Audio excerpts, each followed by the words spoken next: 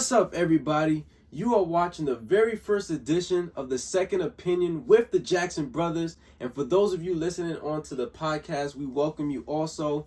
I am Jonas Jackson, joined alongside with my brother, Ronnie J. Jackson. Ronnie J., take it away. So here on the Second Opinion, we're going to be giving our thoughts on sports, politics, God, and life itself. So don't forget to like, subscribe, and follow us on Instagram. All right, to kick off this show, we're going to be talking about Super Bowl 55. It's going to be this upcoming Sunday, February 7th at 6:30 p.m. Eastern Time. And what makes this Super Bowl special is this is the very first time in NFL history that a team playing in the Super Bowl will be in their very own stadium. That team being the Tampa Bay Buccaneers.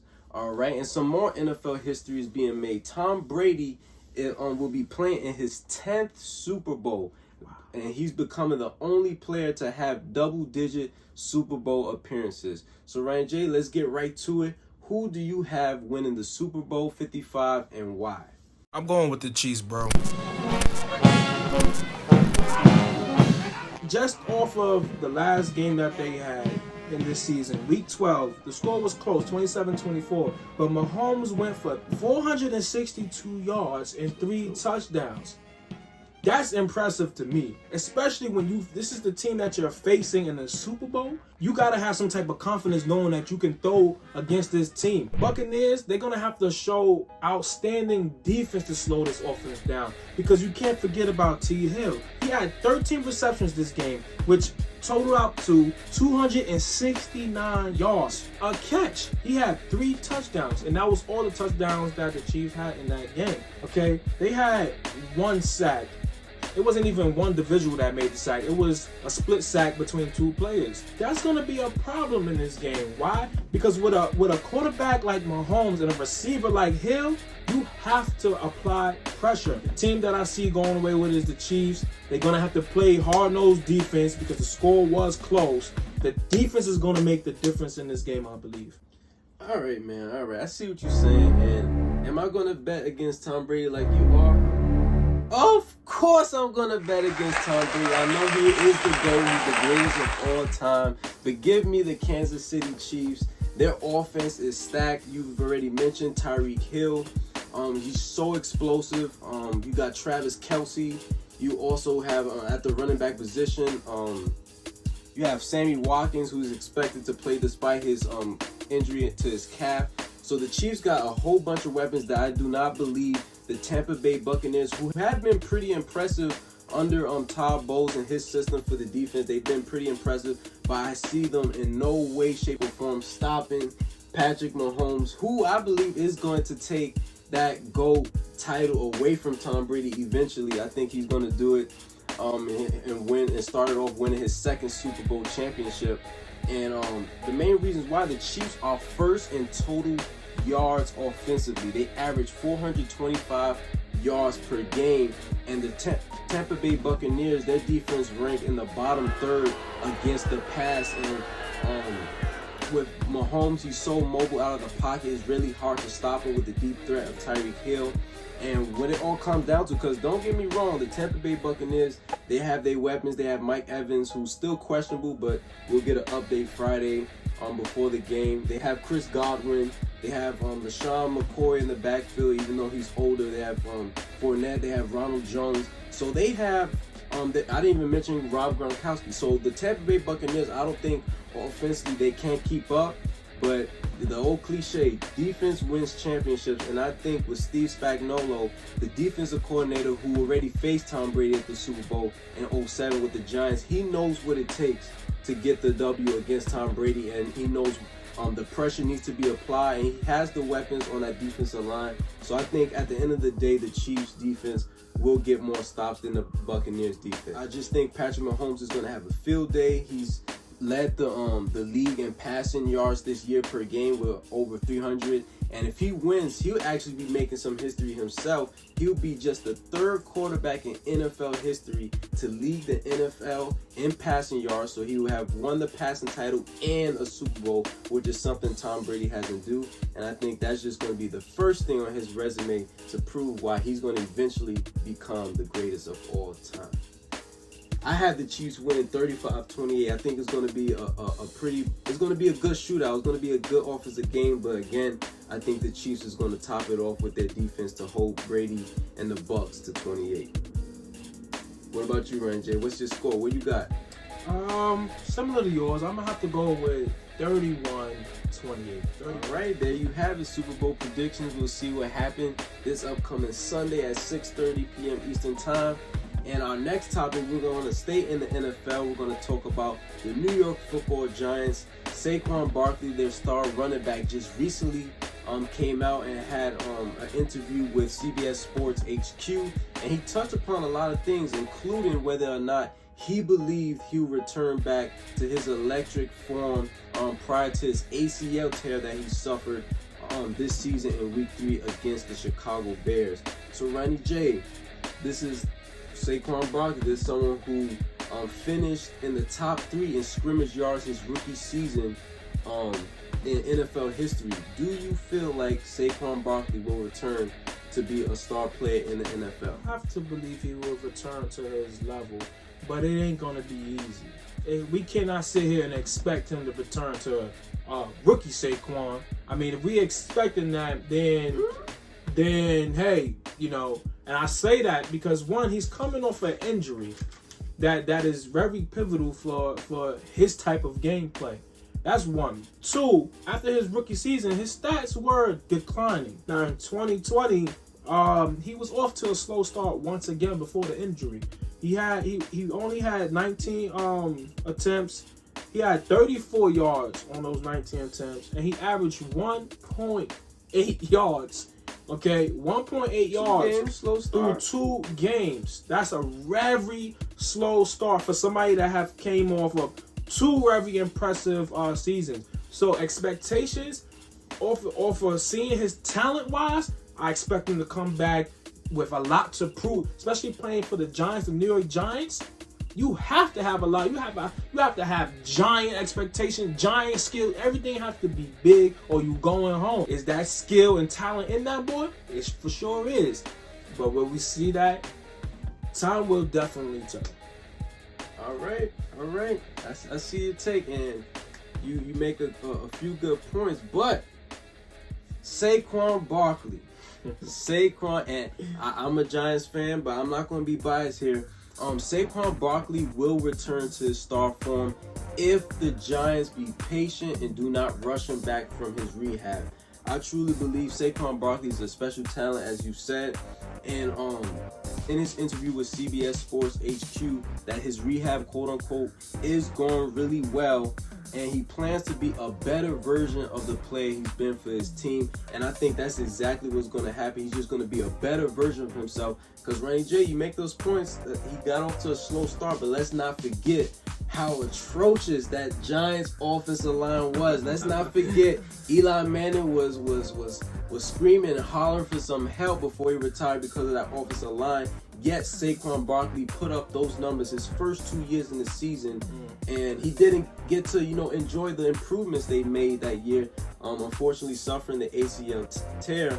But in just assessing this question, I look back at players that had this major injury, this ACL tear, which is in the knee. I looked at a guy like Todd Gurley, who suffered from it in college at Georgia. He came back. He was He came back. He went to the pros. He's a 3-time Pro Bowler. He gained at least 1,000 scrimmage yards, which scrimmage yards just receiving and rushing yards combined. Every year in the NFL until this past season. And one thing that makes him different from Saquon, there has been reports that he has tendonitis since 2019. That affects the gameplay, which is probably why he's on the decline right now.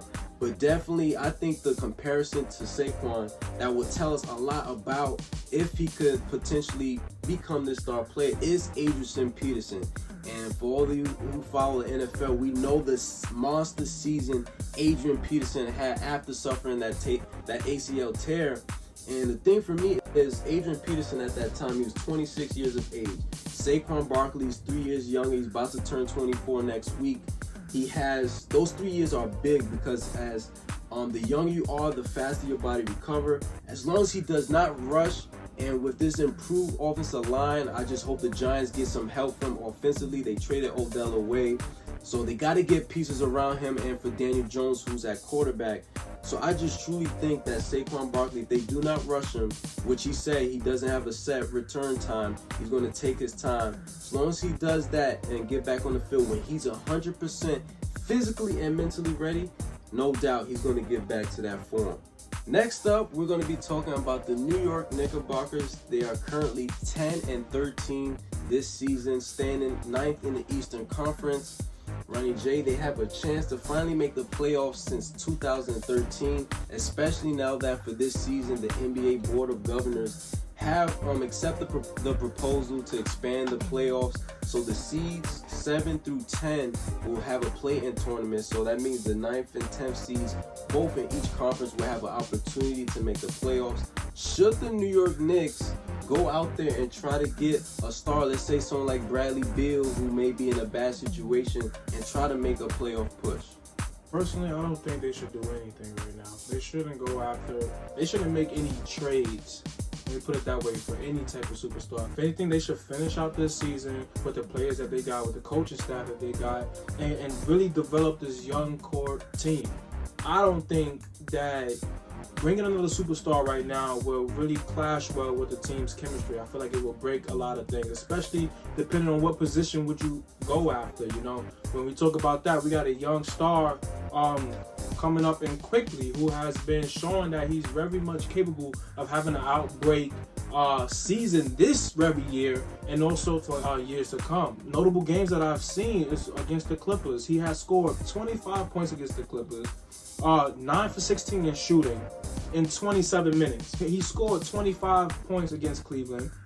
He was 9 for 17 in that game in 25 minutes. And against Portland, and I emphasize greatly on Portland because he's a guard. Damian Lillard alone is enough to deal with, especially for a rookie guard. He's no joke. He's nothing to play with. He's going to bring the game to you anytime he plays. And in that game, he had 31 points. 31 points, 9 for 18 in shooting in 24 minutes.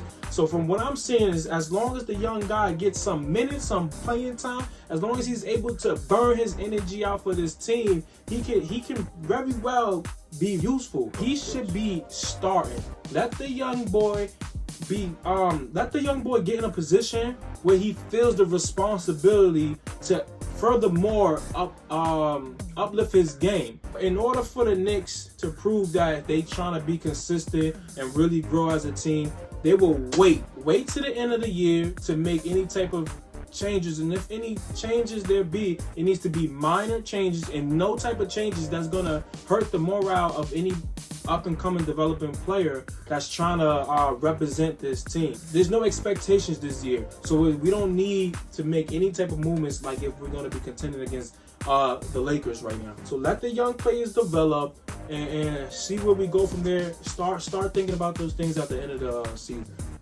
Yeah, man, we truly are brothers because great minds think alike. I was thinking about it at first. I was like, they should go out there and get someone like a Bradley Beal. The Wizards are 4-13. Even though it's been reports the other day saying he wants to stay there with the Wizards. Maybe he's trying to figure it out with Westbrook. You know, it takes a while to gel. And then I thought about it again. I was like, the Knicks are, especially now they're 9th in the Eastern Conference, they would technically make the playoffs if it started today and have, well, not make the playoffs, but make the play-in tournament where they have an opportunity to make the playoffs. And the Knicks, as you said, they just need to develop that young core. They have a great coaching staff with Tom Thibodeau and with other coaches like Mike Woodson, who's been there, done that, and was the head coach of the New York Knicks in 2013 when they actually made the playoffs. So they finally have the right coaching staff to develop these young players. You got Mitchell Robinson that's coming up. RJ Barrett has been making strides. He's been having his struggles throughout the season, but he's making strides. He's developing. You have Quickly, who's been a surprise coming off the bench, looking like he'll be the next Lou Will, and who knows if he could potentially start later on this season. So definitely they should just continue to develop the young players they have, and because any trade that to get a player, let's say like Bradley Beal, I was thinking about maybe Ben Simmons, any type of deal where you get a star athlete like that, the Knicks are going to have to give up at least, they're going to ask for RJ Barrett or Mitchell Robinson packaged with a couple first round picks. And if you're the Knicks, you simply do not want to do that. It'll more so be taking steps backwards than forward. You want to add on to what they have and do something similar to the Nets, which was they kept that Bay. They didn't make any big trades except for, that time where they got KG and Paul Pierce was trying to win big. But develop this young core, continue to add in free agency, continue to play hard as the Knicks have been doing under Tom Thibodeau, and just see who you can add in free agency to this young core that the Knicks got. So we're going to continue moving forward and into our next segment. We're going to stay in the NBA and talk about the Brooklyn Nets, who had an impressive win against the Los Angeles Clippers just the other night on TNT. Ronnie J, are the Nets, for real, are they a threat to the reigning champs, the Los Angeles Lakers? They beat their buddy, I shouldn't say buddy, but their rival across, the Clippers. Are the Nets really in serious business to take the crown away from the Lakers? I would say talent-wise, definitely. I mean, you have Kyrie, an awesome guard. James Harden, a terrific shooting guard who will take over a game at any moment. You got KD, one of the clutchest players in the league, and arguably the best scorer in the ever. You can put them up against anybody, but let's not forget who they're going up against, who we actually comparing them to actually having to defeat. We're talking about LeBron James, and not just LeBron James. They have Anthony Davis on their squad. Those two alone are very seasoned players. They have the experience, and they have the chip on their shoulder from winning it all already. They've done it, and James Harden may be the deciding factor in whether they can beat the Lakers in a 7-game series. But in my opinion, I don't see that happening. Yes, they fired up. Yes, they ready to win and beat LeBron James, of course. But we cannot count LeBron James and his wisdom of the game out. I would even go and say they're not really a threat. It's more like a bluff this year. If they make it to the finals, it's a bluff. And I say that because even when LeBron and D-Wade and Chris Bosh came together, they did not win it in their first year. And I feel like KD, this 3 in Brooklyn, they probably a better 3 than LeBron, D-Wade, and Chris Bosh. But offensively, it has not been done, to my knowledge, where 3 players come together and win it all in their first year. So we're gonna have to, for me, the Warriors. But that was a developing team. Alright, let's not talk about that. I mean, because the Warriors we're talking about a different franchise. You get what I'm saying? The Brooklyn Nets, they were winning, but we have 3 major players that's on this team now that really kind of changes the dynamics of the Brooklyn Nets. So when you went, I'm gonna make it a little bit more specific. I don't remember or recalling any 3 coming to a team and changing the dynamic of the team and then winning their first try. Brooklyn will be a threat, but not such a threat where I'm gonna count the Lakers out if they make it to the finals. Yeah, I definitely would agree with that. I would say that you definitely don't count the Lakers out. They're the reigning champions for a reason, with LeBron James, Anthony Davis, who are the top 3 players, if not the top 2 best players in the league, which is a great starter for the Lakers. But anytime you got KD, you got James Harden and Kyrie, all 3 together, you're gonna, like as you said, you have the talent to contend for a championship. So the talent is there. My main concern is not really more so their supporting cast, and they do need to get more depth, more bench depth. They have Joe Harris starting there, but Traylon LeVert and Allen, all those guys and Dinwiddie's hurt right now, so their bench is real thin right now. But my main thing is the Brooklyn Nets defense. We're talking about a team that's given up 147 points to the Cleveland Cavaliers. All right, and yes, as teams, you have your slip-ups, but if you're going to contend for a championship and make the case that you're going to beat the Los Angeles Lakers in the 7-game series, you can't give up 147 points to the Cleveland Cavaliers. We're talking about a championship team in the Lakers who so far this season that's only given up 118 points. So if so, the Lakers are there defensively. Now, can the Nets match that? Is the big question. Offensively, they're no joke. There's no question that they can keep up with any team in the NBA. But their defense right now, again with the Cavaliers, and even in their loss to the Wizards, a heartbreaker. Bradley Beal knocking down a three, and then literally 3 seconds later, Russell Westbrook off the steal knocks down a three. They lose to the Wizards, giving up 149 points. This is all-star game scores. That's not going to get it done in the playoffs, let alone the Lakers. We're against teams like the Bucks or even the Heat that's up there, the 76ers. They can't give up that many points 7 games or 4 times, even 4 times in a series, and expect to advance to even get to the finals. So the Nets are without a doubt a threat to the reigning champs, the Lakers, but they got a lot of work to be done defensively if they're going to be taken seriously by LeBron James and the crew over there in LA. Time will tell. We'll see how it all works out with Kyrie and KD and Harden with the Nets and the crew, and it's going to be interesting to see. So with that being said, we thank you for listening in to The Second Opinion with the Jackson Brothers. We thank you for watching, and we thank you for those on the podcast for listening. Definitely stay tuned for more content. As my brother said earlier, we got sports, we got politics, God, and life itself coming. So stay updated, subscribe, comment, and like. And definitely follow us on Instagram. It should pop up on your screens right now. And until the next time, we'll see you then.